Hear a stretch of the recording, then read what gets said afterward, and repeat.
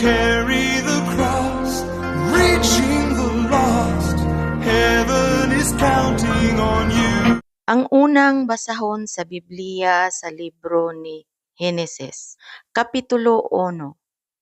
Sa sinugdan gibuhat sa Dios ang mga langit ug ang yuta.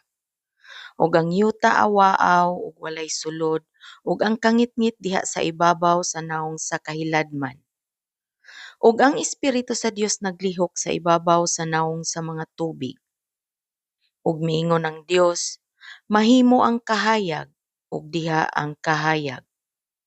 Og nakita sa Dios ang kahayag nga kini maayo. Og gilain sa Dios ang kahayag gikan sa kangitngit. Og gihinganlan sa Dios ang kahayag nga adlaw. Og ang kangitngit gihinganlan niya nga gabii. Og dihay kahaponon, og dihay kabuntagon, usa ka adlaw. Og miingon ang Dios, mahimo ang usa ka hawan sa taliwala sa mga tubig. Og pagabahino niini ang mga tubig gikan sa mga tubig. O gibuhat sa Dios ang hawan o gilain ang mga tubig nga diha sa ilalom sa hawan gikan sa mga tubig nga diha sa ibabaw sa hawan. Og nahimo kini. O gihinganlan sa Dios ang hawan nga langit. Og dihay kahaponon og dihay kabuntagon adlaw nga ikaduha. Og miingon ang Dios, matingob ang mga tubig nga anaa sa ilalom sa mga langit ngadto sa usa ka dapit ug tumungha ang yuta nga mamala. Og nahimo kini. Og ang mamala nga dapit gihinganlan sa Dios nga yuta. Og ang katilingban sa mga tubig iyang gihinganlan nga mga dagat. Og nakita sa Dios nga kini maayo. Og miingon ng Dios, magpaturok ang yuta og balili. Talamnon nga magahatag og binhi ug himunga nga mga kahoy nga magahatag og bunga ingon sa ilang matang diin anaa kaniya ang iyang binhi sa ibabaw sa yuta. Ug nahimo kini. Ug ang yuta nagpaturok og balili. Talamnon nga nagahatag og binhi ingon sa ilang matang og mga kahoy nga nagahatag og bunga nga maoy binhi niini ingon sa ilang matang. Og nakita sa Dios nga kini maayo. Og dihay kapunon og dihay kabuntagon. Adlaw nga ikatulo. Og miingon ang Dios, mahimo ang mga kahayag sa hawan sa langit aron sa pagbulag sa adlaw gikan sa gabii ug himua sila nga alang sa mga ilhanan ug alang sa mga panahon ug alang sa mga adlaw ug sa mga katuigan. Og himua sila nga mga kahayag sa hawan sa langit aron sa paghatag og kahayag sa ibabaw sa yuta. Og nahimo kini. Og gibuhat sa Dios ang duruha ka dagkong mga kahayag. Ang labing dakong kahayag sa paghari sa adlaw ug ang labing diutay nga kahayag sa paghari sa gabii. Gibuhat usab niya ang mga bituon. Og gibutang sila sa Dios sa hawan sa langit aron magaiwag sa ibabaw sa yuta. Ug aron sa paghari sa adlaw ug sa gabii, ug aron sa pagbulag sa kahayag gikan sa kangitngit. Og nakita sa Dios nga kini maayo. Og dihay kahaponon, og dihay kabuntagon, adlaw nga ikaupat. Og miingon ang Dios, dumagsang sa mga tubig ang duot sa mga binuhat nga buhi. Ug manglupad ang mga langgam sa ibabaw sa yuta diha sa hawan sa langit. Og gibuhat sa Dios ang dagkong mga mananap ug ang tanang mga binuhat nga buhi nga nagalihok nga mitungha sa mga tubig. Ingon sa ilang matang ug ang tagsa-tagsa ka langgam nga pak-an. Ingon sa iyang matang ug nakita sa Dios nga kini maayo. Og gipanalanginan sila sa Dios nga nagaingon, sumanay og dumaghan kamo, og punon ninyo ang mga tubig sa mga dagat, og padaghanon ang mga langgam sa yuta. Og dihay kahaponon, og dihay kabuntagon, adlaw nga ikalima. Og miingon ang Dios, magpatubo ang yuta og mga binuhat nga buhi. Ingon sa ilang matang, mga kahayupan og mga butang nga nagakamang sa yuta, ug mga mananap sa yuta ingon sa ilang matang ug nahimo kini. O gibuhat sa Dios ang mga mananap sa yuta ingon sa ilang matang ug ang kahayupan ingon sa ilang matang ug nga tanan nga mananap nga nagakamang sa ibabaw sa yuta sa ilang matang ug nakita sa Dios nga kini maayo. Ug miingon ang Dios, buhaton nato ang tawo sumala sa atong dagway, ingon sa kasama nato, ug magabuot sila sa mga isda sa dagat, ug sa mga langgam sa kalangitan, ug sa mga kahayupan, ug sa tibuok nga yuta, ug sa tanan nga nagakamang sa ibabaw sa yuta. O gibuhat sa Dios ang tawo sa iyang kaugalingong dagway. Sa dagway sa Dios gibuhat niya sila. Lalaki ug babayi iyang gibuhat sila. O gipanalanginan sila sa Dios. Ug miingon ang Dios kanila, sumanay ug dumaghan kamo, ug pun-on ninyo ang yuta, ug magagahom kamo niini, ug magbaton kamo sa pagbulutan sa ibabaw sa mga isda sa dagat, ug sa mga langgam sa kalangitan, ug ibabaw sa tanan nga binuhat nga buhi nga nagalihok sa ibabaw sa yuta.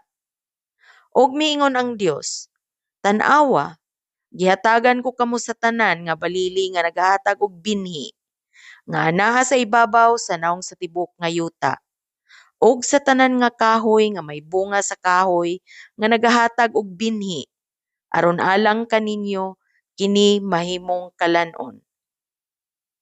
Ug sa tanan nga mananap sa yuta, ug sa tanang langgam sa kalangitan, ug sa tanang butang nga nagakamang sa ibabaw sa yuta, nga adunay kinabuhi. Gihatag ko ang tanan nga balili nga lunhaw, aron ilang kanon, ug nahimo kini.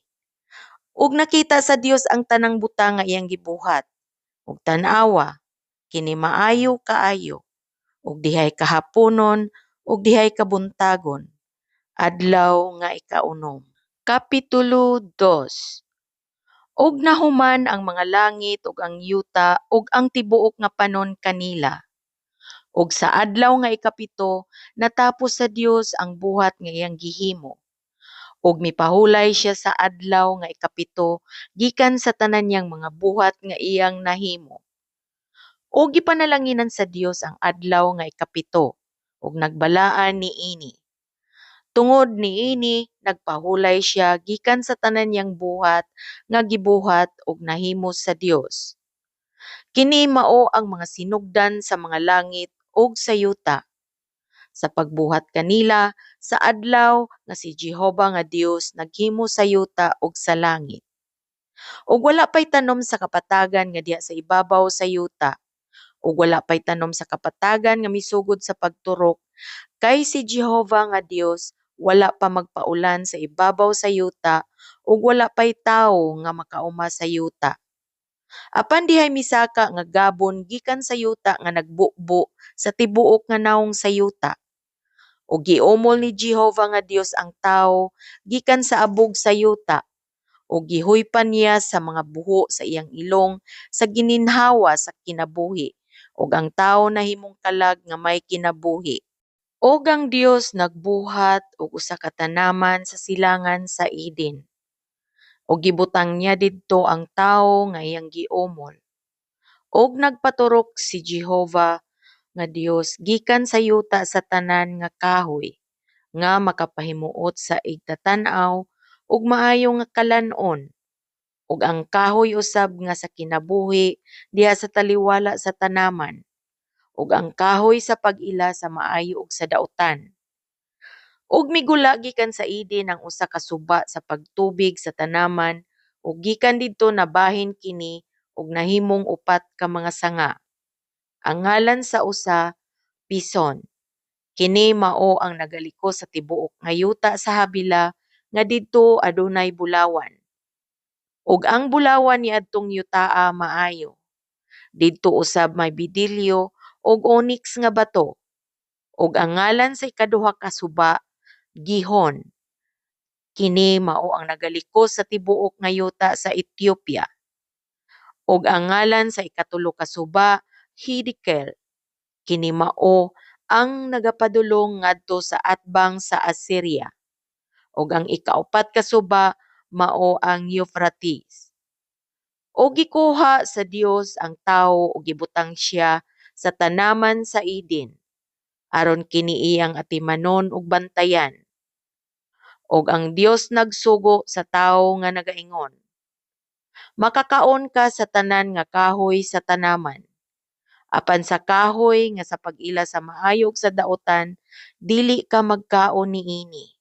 Kay sa adlaw nga mukaon ka niini, mamatay ka gayod. Og miingon ang Dios, dili maayo nga ang tawo mag-inusara. Pagabuhatan ko siya og katabang nga angay kaniya. O giumol sa Dios gikan sa yuta ang tanang mga mananap sa kapatagan, ug ang tanan nga langgam sa kalangitan, ug sila gidala niya kang Adam aron makita niya kung unsaon niya paghingalan kanila. Ug ang tanan nga gihinganlan ni Adam sa mga mananap nga buhi, kana mao ang ngalan niini.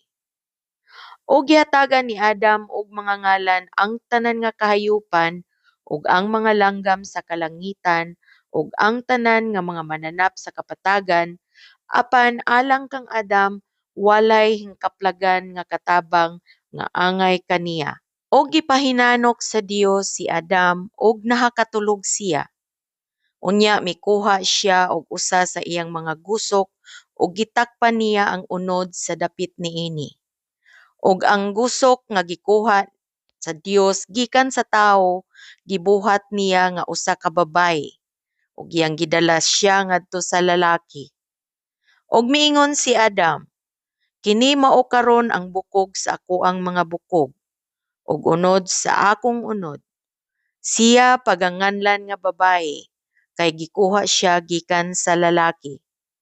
Tungod niini, ang lalaki magabiya sa iyang amahan ug sa iyang inahan, ug muipon siya sa iyang asawa, ug sila mahimong usa ka unod, ug silang duruha mga hubo, si Adam ug ang iyang asawa, ug sila wala mga ulaw.